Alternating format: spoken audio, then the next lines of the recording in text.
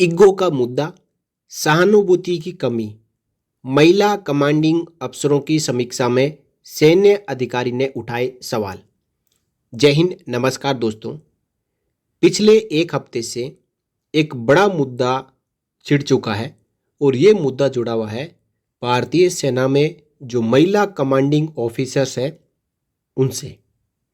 हाल ही में एक स्टडी की गई, फीडबैक लिया गया और इस फीडबैक के बाद जनरल साहब ने लेटर लिखा। ये लेटर अब सोशल मीडिया में वायरल हो चुका है और वायरल होने के बाद ये खबर आग की तरह फैल गई। अब हर कोई अपनी ओर से इसमें सुझाव दे रहे हैं, अपना वक्तव्य रख रहे हैं, अपने विचार रख रहे हैं, लेकिन मुद्दा बहुत ही गर्म है। 1 अक्टूबर 2024 को ये पत्र लिखा गया और इस पत्र में पिछले एक साल में 17 कोर के भीतर महिला कमांडिंग ऑफिसर के नेतृत्व वाली इकाइयों में देखी गई चुनौतियों का विश्लेषण किया गया है। इस पत्र ने सेना के भीतर और रक्षा विश्लेषकों के बीच महिलाओं को नेतृत्व की भूमिकाओं में एकीकृत करने के सेना के प्रयासों के बारे में चर्चाओं को जन्म दिया है। देखिए, इससे पहले भारतीय सेना में जो महिलाएं हैं वो आर्मी मेडिकल कोर में काम करती थी और इनको शॉर्ट सर्विस कमीशन के तौर पर लिया जाता था। इसके बाद कुछ महिलाओं ने मिलकर सुप्रीम कोर्ट ऑफ इंडिया का रुख किया और कहा कि हमें पेंशन मिलनी चाहिए और हमें आगे भी भारतीय सेना में सेवारत रहते हुए देश सेवा का मौका मिलना चाहिए। और सुप्रीम कोर्ट ऑफ इंडिया ने इनकी याचिका को मंजूर की और इनके हक में फैसला दिया। उसके बाद बात आ गई महिला सशक्तिकरण की।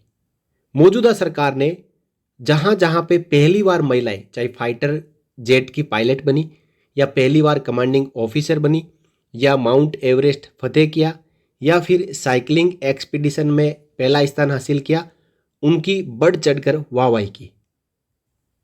और इसके बाद आज से लगभग एक साल पहले महिलाओं को भारतीय सेना की एसी, एओसी, एमसी इन कोरों में कमांडिंग ऑफिसर का भी पद देना शुरू कर दिया। सेना के एक शीर्ष अधिकारी ने महिला कमांडिंग ऑफिसर्स की समीक्षा में महत्वपूर्ण चिंताएं जताई है, जिसमें अहंकार संबंधी मुद्दे, लगातार शिकायतें और सहानुभूति की कमी को चिन्हित किया गया है। यह फीडबैक पत्र 17 कोर के निवर्तमान corps commander lieutenant general Rajiv Puri द्वारा पूर्वी कमान के general officer commanding in chief को लिखा गया था। देखिए, जब भी कोई नई योजना आती है, जैसे कि अग्निपथ अग्निवीर योजना, इसके बाद अग्निपथ अग्निवीर योजना के ऊपर भी यूनिटों में जाके फीडबैक लिया गया। उसी प्रकार जब वुमेन कमांडिंग ऑफिसर्स को यूनिटों के सीओ का चार्ज दिया गया तो एक साल इनका कार्यकाल पूरा होने के बाद 17 कोर के core commander lieutenant general Rajiv Puri ji को यह निर्देश दिया गया कि आप जहां जहां पे वुमेन कमांडिंग ऑफिसर्स है वहां जाके आप जवानों से, यूनिट के सूबेदार मेजर से फीडबैक लें और पूछें कि जो वुमेन कमांडिंग ऑफिसर है वो किस प्रकार यूनिट कमांड कर रही है। तो फीडबैक के दौरान चौंकाने वाले तथ्य सामने आए। सबसे पहले कि इन महिलाओं में अहंकार बहुत ज़्यादा है, इनके बारे में शिकायतें बहुत ज़्यादा आ रही है। इनमें जवानों और जेसीओ के प्रति और अधिकारियों के प्रति, जो जूनियर अधिकारी है उनके प्रति सहानुभूति की कमी है, यानी ईगो का प्रॉब्लम है। ये कहते हैं कि मैं जो कहूँ वो आप काम करें, नहीं तो अपना रास्ता पकड़े, यानी माई वे और हाईवे। 2023 में सुप्रीम कोर्ट के आदेश के बाद सेना ने पहली बार मेडिकल स्ट्रीम के बाहर 108 महिला अधिकारियों को कमांड भूमिकाएं सौंपी है। यानी पूरे देश भर में और भारतीय सेना में 108 महिला अधिकारी जिनको अभी कमांडिंग ऑफिसर्स का चार्ज दिया गया है, वो अलग अलग यूनिटों में कमांड कर रही है।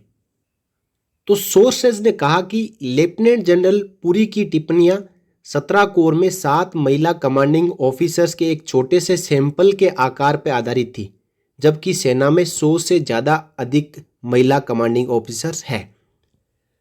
ये विचार लेफ्टिनेंट जनरल पुरी की व्यक्तिगत टिप्पणियों को प्रतिबिंबित कर सकते हैं।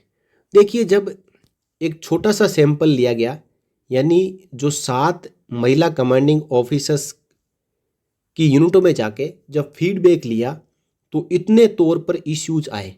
यदि ये फीडबैक सभी 108 महिला कमांडिंग ऑफिसर्स की यूनिटों में जाके लिया गया होता तो और भी बड़े बड़े इश्यूज आते।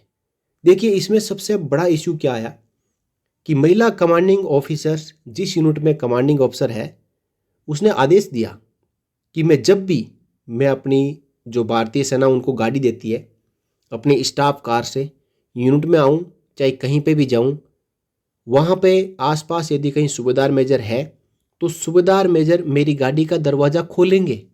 साथ ही साथ एक महिला कमांडिंग ऑफिसर ने कहा कि मैं घर से जब भी मॉर्निंग वॉक के लिए या इवनिंग वॉक के लिए निकलूं तो मैं दरवाज़ा खुद नहीं खोलूंगी, वहाँ पे कोई मेरा दरवाज़ा खोलने के लिए खड़ा होना चाहिए। कोई कौन? जवान ही होगा, बशर्ते और कोई दूसरा वहाँ पे आता नहीं। तो जवान जब मैं निकलूँ तो दरवाज़ा खोलेंगे, वापस आऊँ तो दरवाज़ा खोलेंगे, और मैं अपने हाथ से दरवाज़ा नहीं खोलूँगी।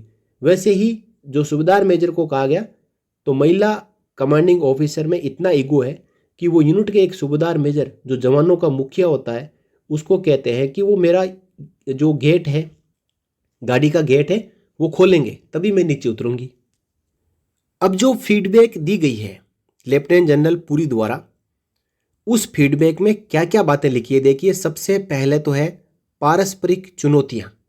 लेफ्टिनेंट जनरल पुरी ने महिला कमांडिंग ऑफिसर के नेतृत्व वाली यूनिटों में अधिकारियों के प्रबंधन से जुड़ी समस्याओं पर प्रकाश डाला, जिसमें अधिकारियों और उनके जूनियर की व्यक्तिगत जरूरतों के प्रति व्यावहारिकता और संवेदनशीलता की कमी का हवाला दिया। रिपोर्ट में आपसी समाधान बजाय आधिकारिक संघर्ष समाधान शैली का उल्लेख किया गया। यानी ये क्या होता है, ईगो प्रॉब्लम होती है।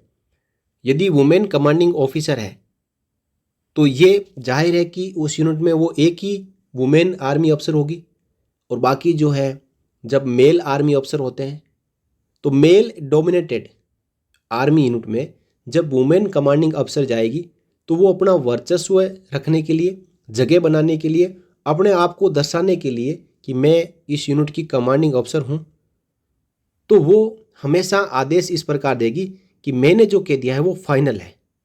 और उसी बात को यहाँ पे फीडबैक में बताया गया है कि अधिकारी और उनके जो जूनियर हैं उनकी जो इंडिविजुअल रिक्वायरमेंट है उनके प्रति व्यवहारिकता और संवेदनशीलता की कमी का हवाला दिया।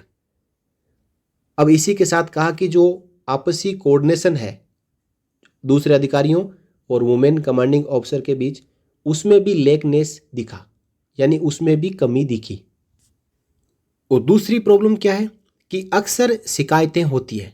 पत्र में महिला कमांडिंग ऑफिसर के बीच शिकायत करने की जो अतिरंजित प्रवृत्ति की ओर इशारा किया गया है, यानी छोटी छोटी सी कोई बात है उसको भी ये वुमेन कमांडिंग ऑफिसर आगे ब्रिगेड कमांडर को, डिव कमांडर को और कोर कमांडर तक ये शिकायतें पहुंचा देती है।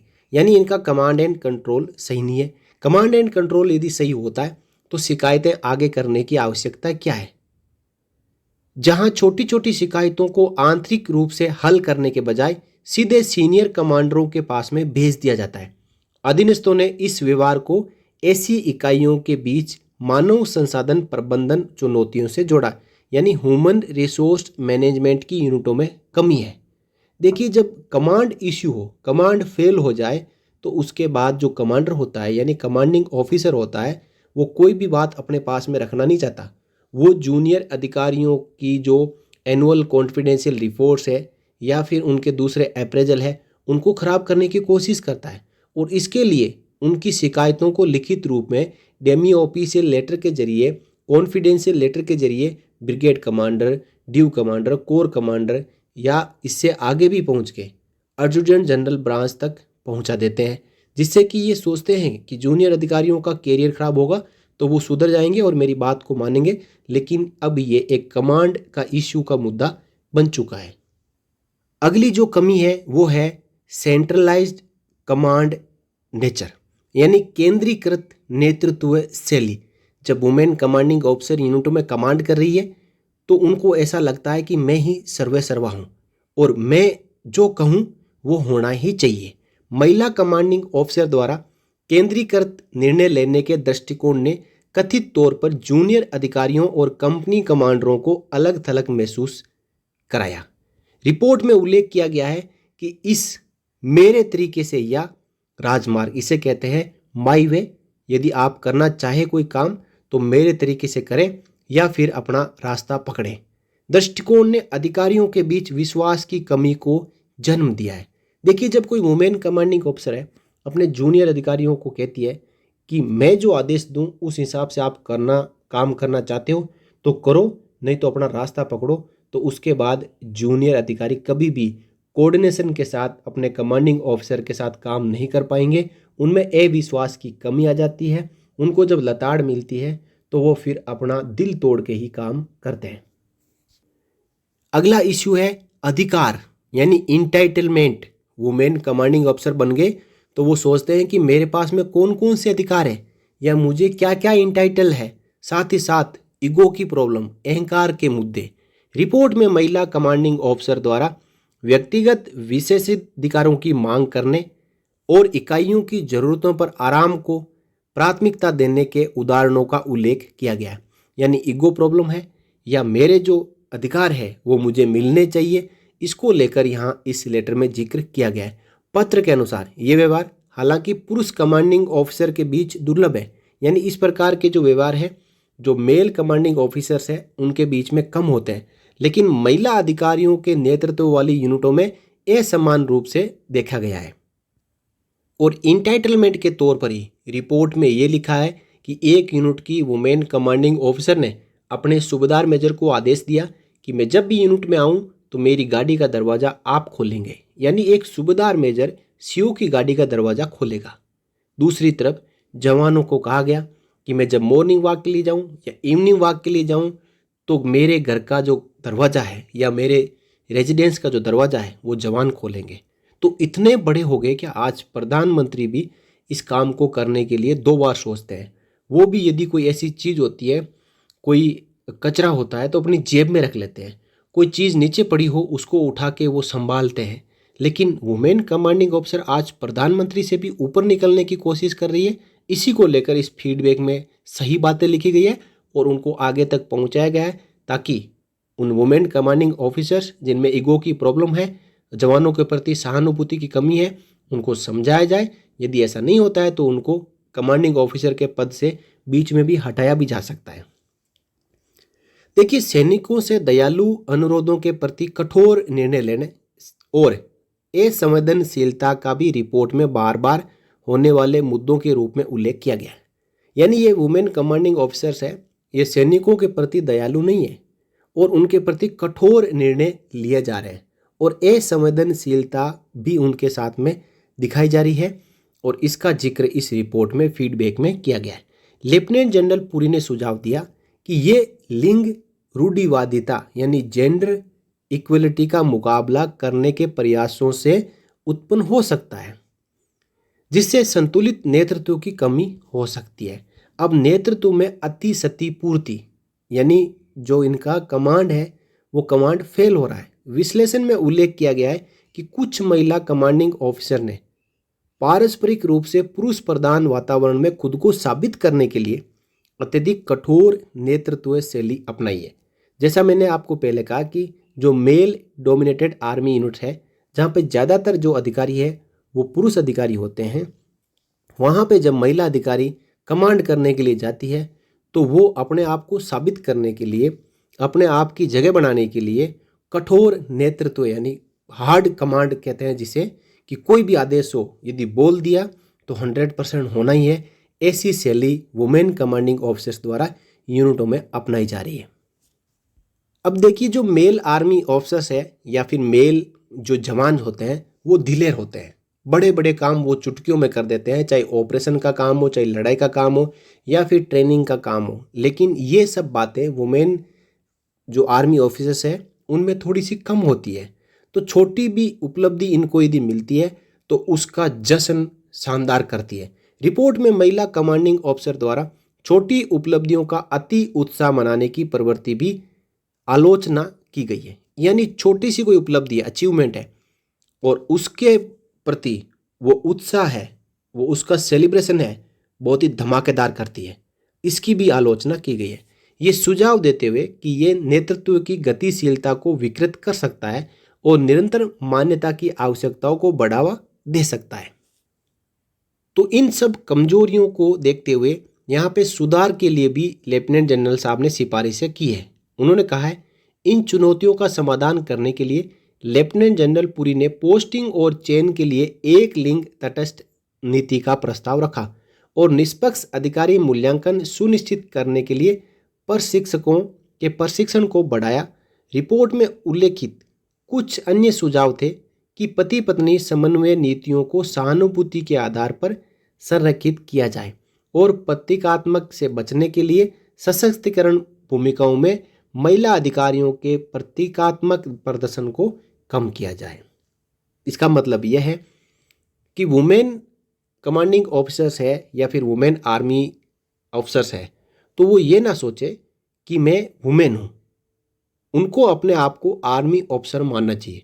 और जिस प्रकार मेल आर्मी ऑफिसर होते हैं वैसे ही वुमेन आर्मी ऑफिसर को अपने आप को मानना चाहिए। वहाँ पे जो जेंडर डिफ्रेंशिएशन नहीं करना चाहिए कि मैं महिला हूँ, देखो मैं महिला हूँ फिर भी मैं यूनिट की कमांड कर रही हूँ और इतने अच्छे अच्छे मैं अचीवमेंट पा रही हूँ। तो ये सब चीज़ें ईगो में चली जाती है। देखिए, आपने जब भारतीय सेना में रहकर भर्ती होकर देश सेवा की कसम खा ली है तो आप कोई मेल फीमेल नहीं है, आप एक जवान है, सैनिक है।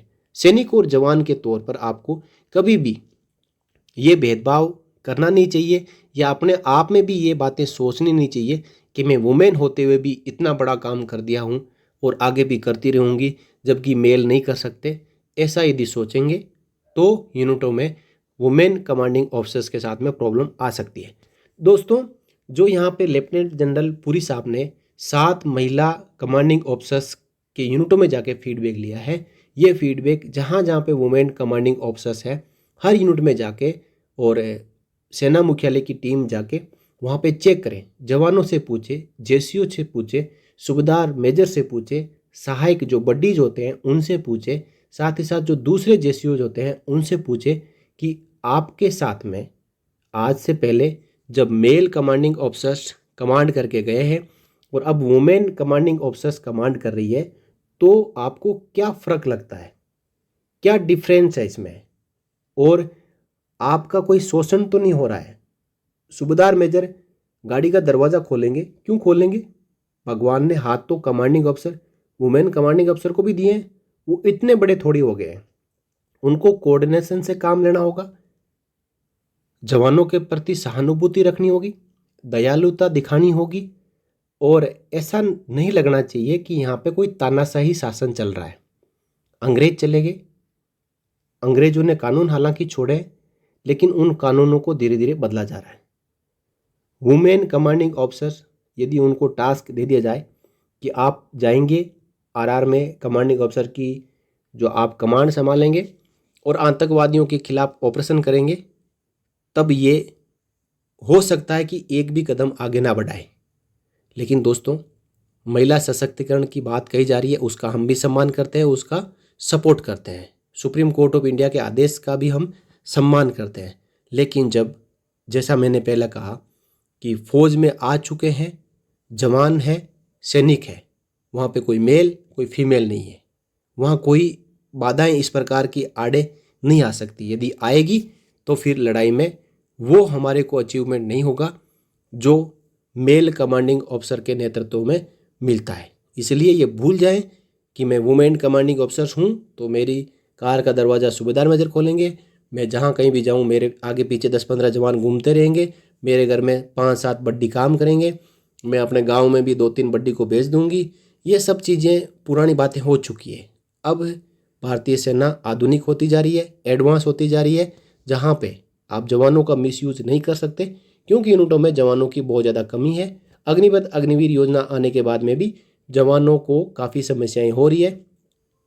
तो एक तो पहले अग्निवीर योजना, जिससे अग्निवीरों का काम भी रेगुलर सोल्जर्स को करना पड़ता है, और दूसरा यदि वुमेन कमांडिंग ऑफिसर्स उस यूनिट में आ गई तो फिर सिपाही से लेके सूबेदार मेजर का क्या होगा?